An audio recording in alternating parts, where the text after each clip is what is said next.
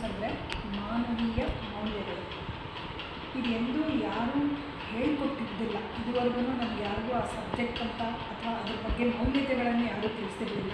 ಯಾಕಂದರೆ ಅದನ್ನು ನಾವು ಇನ್ನೊಬ್ಬರಿಂದ, ಅಕ್ಕಪಕ್ಕದವರಿಂದ ಅಥವಾ ನಮ್ಮ ಮನೆಯಲ್ಲಿರೋ ವಾತಾವರಣದಿಂದ ನಾವು ಅದನ್ನು ತಿಳ್ಕೊಂಡು ಬಾಳಿದೆವು. ಈಗ ಅದರದ್ದೇ ಆದ ಒಂದು ಸಬ್ಜೆಕ್ಟನ್ನು, ಅದು ಇಂಜಿನಿಯರಿಂಗ್ ಸ್ಟೂಡೆಂಟ್ಗಳು ಬಿಟ್ಟಿದ್ದಾರೆ ಅಂತಂದರೆ ನಾವೆಲ್ಲರೂ ನಮ್ಮ ಮೌಲ್ಯತೆಗಳನ್ನು ಮರೀತಾ ಇದ್ದೀವಿ ಅಂತ ಅನಿಸ್ತದೆ. ಸೊ ಮೌಲ್ಯತೆಗಳಂದರೆ ಏನು? ನಮ್ಮ ಅಕ್ಕಪಕ್ಕದಲ್ಲಿ ಏನು ನಡೀತಾ ಇದೆ ಅನ್ನೋದ್ರ ಬಗ್ಗೆ ನಾವು ಯಾರೂ ಗಮನ ಹರಿಸ್ತಿಲ್ಲ. ಯಾಕಂದರೆ ನಮ್ಮೆಲ್ಲರಿಗೂ ಒಂದು ಮೊಬೈಲೇ ನಮ್ಮ ಪ್ರಪಂಚ ಅಂತ ಅಂದ್ಕೊಂಡು ಆ ಪ್ರಪಂಚದಲ್ಲೇ ನಾವೆಲ್ಲ ಮುಳುಗಿದ್ದೀವಿ.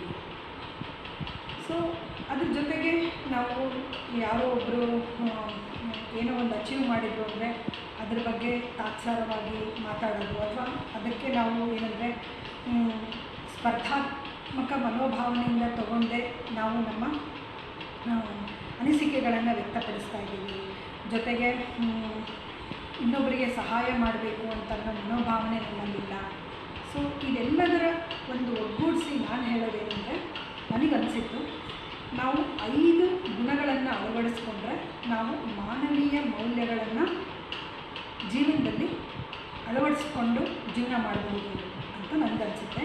ಒಂದು ಸಮಾಧಾನ, ಇನ್ನೊಂದು ಸಹಾನುಭೂತಿ, ಆಮೇಲೆ ದಯೆ, ಸಹಕಾರ, ಮತ್ತು ಲಾಸ್ಟ್ ಒನ್ ಏನಂದರೆ ಕ್ಷಮೆ. ಈ 5 ಗುಣಗಳನ್ನು ನಾವು ಅಳವಡಿಸ್ಕೊಂಡ್ರೆ ನಮ್ಮ ಜೀವನದಲ್ಲಿ ಸುಖ, ಶಾಂತಿ, ನೆಮ್ಮದಿಯಿಂದ ಇರ್ಬೋದು ಅಂತ ನನ್ನ ಅನಿಸಿಕೆ. ಈಗ ಅದರ ಜೊತೆಗೆ ನಾವು ಸಮಾಧಾನವಾಗಿ ಖುಷಿಯಿಂದ ಇರೋದ್ರ ಜೊತೆಗೆ ಸಾಮಾಜಿಕವಾಗಿ ಜಾಗತಿಕ ಮಟ್ಟದಲ್ಲಿ ನಾವು ನಮ್ಮ ಏನಂತಾರೆ ಜವಾಬ್ದಾರಿಗಳನ್ನು ತೋರಿಸ್ಬೇಕಾಗಿದೆ. ಯಾಕಂದರೆ ಹವಾಮಾನ ಬದಲಾವಣೆ ತುಂಬ ಇದೆ, ಬಡತನ ಇದೆ, ಆಮೇಲೆ ಅಸ್ಪೃಶ್ಯತೆ ಇದೆ, ಅಸಮಾನತೆ ಇದೆ. ಸೊ ಇವೆಲ್ಲನ್ನ ಹೋಗಲಾಡಿಸ್ಬೇಕು ಅಂತಂದರೆ ನಾವು ಅದಕ್ಕೆ ತಕ್ಕಂಗೆ ನಡ್ಕೋಬೇಕು. ಸೊ ಒಂದು ವೇಸ್ಟ್ಗಳನ್ನು ಎಲ್ಲಿ ಬೇಕಲ್ಲಿ ಬಿಸಾಕಬಾರ್ದು, ಅದು ಒಂದು.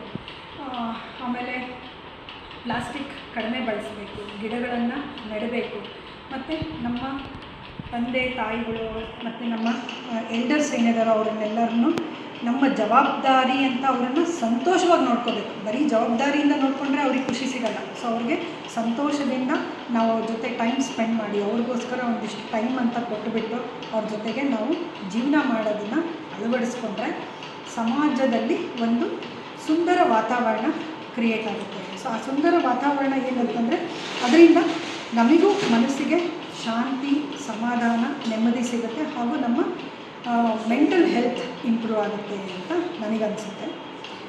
ಸೊ ಕೊನೆಗೊಂದು ಮಾತು ಹೇಳೋಕ್ಕೆ ಏನು ಇಷ್ಟಪಡ್ತೀನಿ ಅಂತಂದರೆ, ಮಾನವೀಯ ಮೌಲ್ಯಗಳೊಂದಿಗೆ ಬದುಕೋಣ, ಹಾಗೂ ಶಾಂತಿ ಸಂಪತ್ತುಗಳನ್ನು ಗಳಿಸೋಣ, ಹಾಗೂ ಸುಂದರ ಭವಿಷ್ಯವನ್ನು ನಿರ್ಮಿಸೋಣ ಅಂತ ಹೇಳ್ತೀನಿ. ಸೊ ಇದು ಮಾತಾಡೋದಕ್ಕೆ ಅವಕಾಶ ಮಾಡಿಕೊಟ್ಟ ನಿಮ್ಮೆಲ್ಲರಿಗೂ ಧನ್ಯವಾದಗಳು.